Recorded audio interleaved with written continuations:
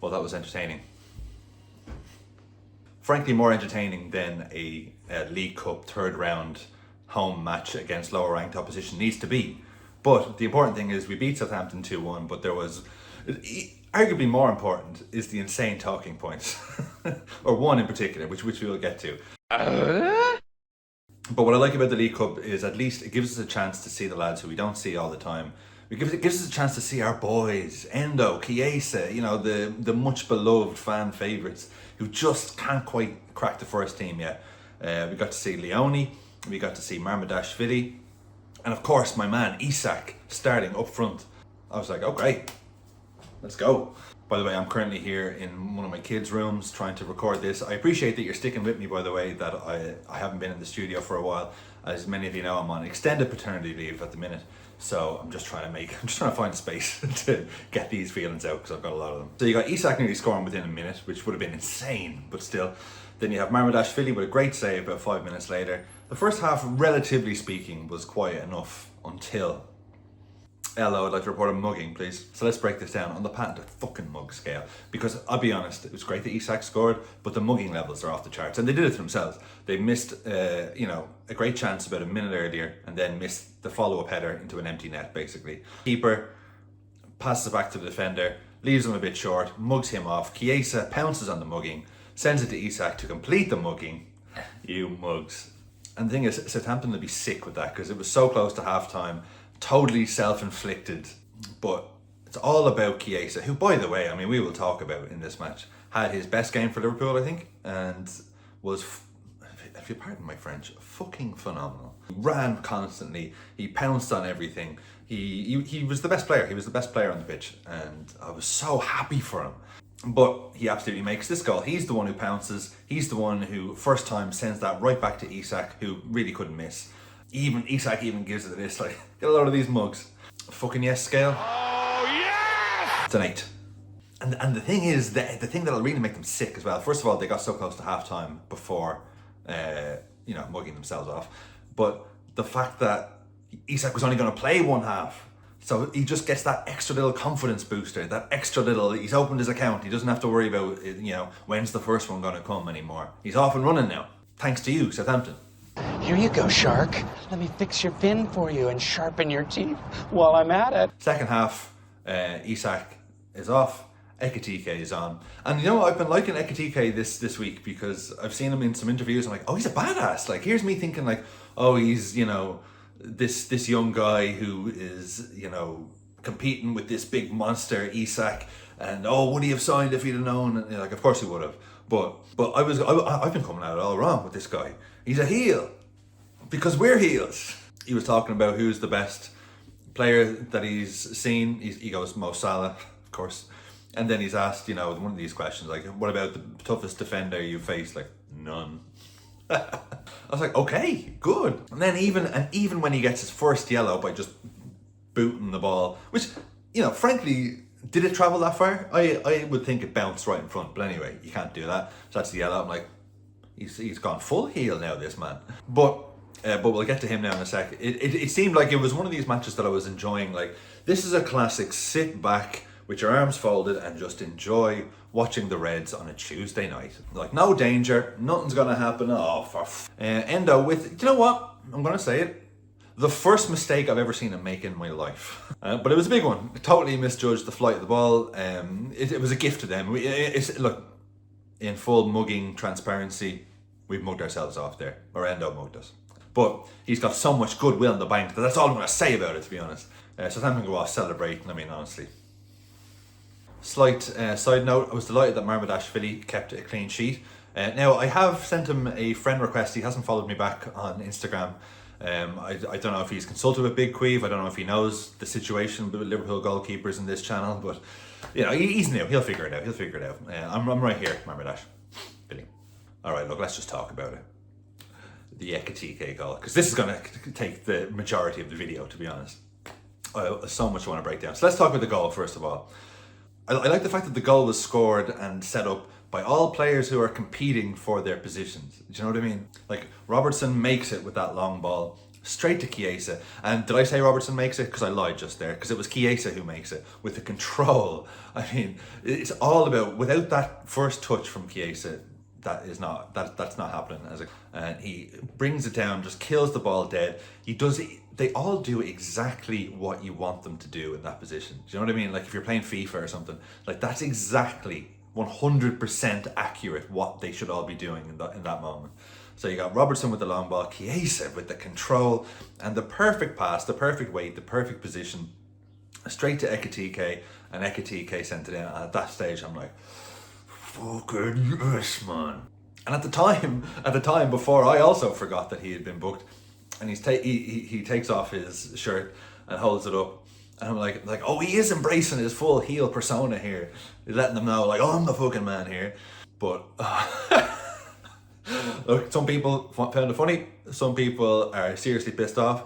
I thought it was a lot funnier when I thought he was just missing the 4th round, to be honest. I didn't realise he was going to be missing against Palace this weekend.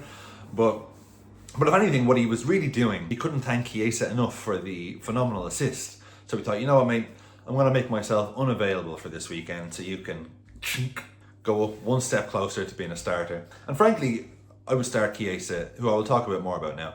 I would start him on the left this Saturday with Isak in the middle. I guess we'll have to make do with our £130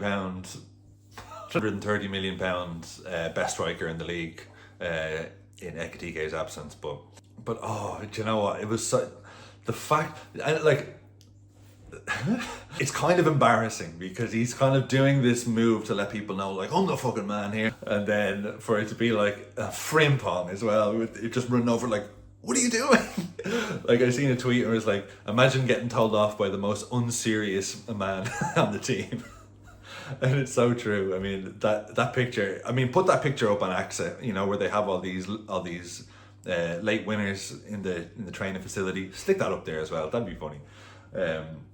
Frimpong immediately lets him know, hey, mate, what the fuck are you doing? Ekitique is like, no. Yep, you're gone. Oh, and the fact, I mean, Slot was fucking furious as well. He walks right past Slot. I mean, the look on Slot's face, I've never seen him so fuming. And you know what, like, the thing as well, like, I'd almost forgive it more. Like Slot said, you know, okay, if you beat 3 players and smash it in the top corner, maybe I'll understand. But a fucking tap in against the lower tier team in the Carabao Cup when Chiesa did all the work, and like, you should have just turned around and said it's all about him, which he's dead right, and I'm glad that he's given him his props. You should give him more props by putting him in the Champions League squad, but that's another issue. But I love the fact that Slot said that. You know, not like he just comes straight out like, yeah, it was stupid. It was needless and stupid, and you know, just like great, like good. It's so refreshing for him to just say what it is, and if the player is pissed off, like, am I lying? Am I lying? I'd almost excuse it more if Ekitike, like Firmino or something, where like he's so like if anything, the shirt is stopping him from celebrating with the fans more. He's like, he's got to remove this cumbersome shirt and throw it away and be like, yes, we did it. But the fact that he took it off to show his name is like, it's so un-Liverpool as well. And the fact that he was immediately like, actually, you can't do that. Like, he went from being like the fucking man to like... But also, I mean, look, I know that's the rule as well. On a slight side note, I know that's the rule as well. If anything, Ryan Giggs he was playing for that, the hairy-chested bastard. But, I mean, he was wearing an undershirt. I mean, what is this, church? Anyway, I know you can't do it. You can't do it. Oh, do you know what? Again, I didn't think I'd have this much feeling for a League Cup 3rd round. I was almost emotional when they were belting the Chiesa song after that second goal. I'm like, thank fucking God. He knows that we know that he's the man in this match, and he made both goals happen, and we fucking love him, and we love his chant, and we love his face, and we love everything about him. I was so happy for him. I was so happy that he put in and like the antithesis of, you know, Ekitique celebration. Who, look, Ekitike is young and he'll learn, and it was a baptism of fire in the no dickheads policy. I'm not saying he was being a dickhead, but you know, you want it to be club first, not like, I'm the man. You know, it reeked of insecurity because Isak was like, you know, like Isak knows he's the man, whereas Ekitike, it was slightly embarrassing for me. You know, I mean, not for me, but I thought he'll be embarrassed. And look, to be fair, he owned up straight away as well on Instagram. Said sorry, went straight to the teammates. Thank you to the teammates. Went good.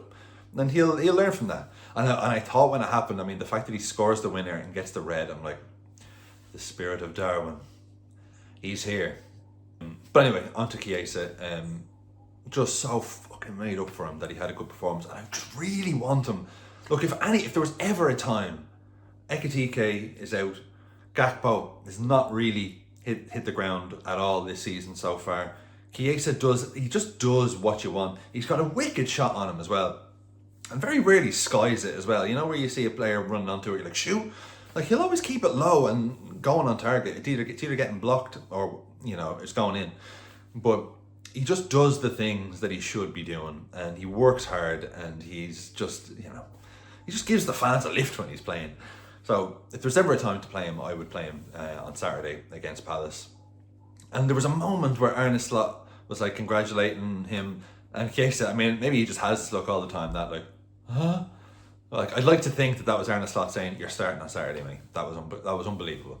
Great performance. Two assists, and not just like they happen to be assists, but the striker's done all the work. Like, these 2 assists made these 2 goals. So yeah, like I said, love him. And look, hey, I'm not gonna, if I can be a corporate shill for a second, I have made these Chiesa t-shirts, which you can buy in the link below if that's your bag.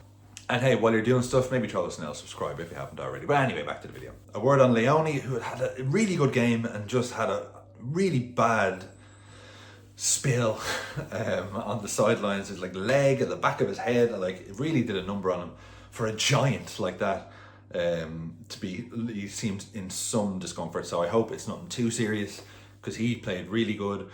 Joe Gomez beside him, not as much. But like, Gomez is kind of frustrating because he'll give the ball away loads, but then he'll pull out some incredible last minute block or something like that. So it's like he's never in the middle. He's either going like this all game, like really good or really bad, or in last night's game anyway. Endo didn't have his strongest game. He didn't really make a case for himself starting Premier League games, but certainly to come on in that last few minutes and shore things up. Frimpong was pretty good, didn't blow me away, but again, I'm just happy when I see this man. I see stuff in training all week of the players just lifting him up, and you know the way men can be like, get your fucking hands off me, you know, like he's not like that at all. He's just like, hey, I'm your buddy. So I love him, but you know, he played okay. He played pretty good. But I know he's capable of a lot more. And Rio, of course, who is just going to be a star. You just know, you could just tell by him. Like, I mean, the sky is the limit for this guy, and you can see why Slot is putting him right in straight away, because he's a difference maker and gives you something totally different than the rest of our team. All in all, it was a interesting game. Ekitique will learn from it. Isak's off the mark. Chiesa is so hot right now. A very interesting Tuesday night anyway. And the Reds roll on to round 4. I will be back after the Palace game. We'll see what Slot goes with in his forward line options. But in the meantime, thank you very much for watching. Thank you for the support. And up the fucking Reds.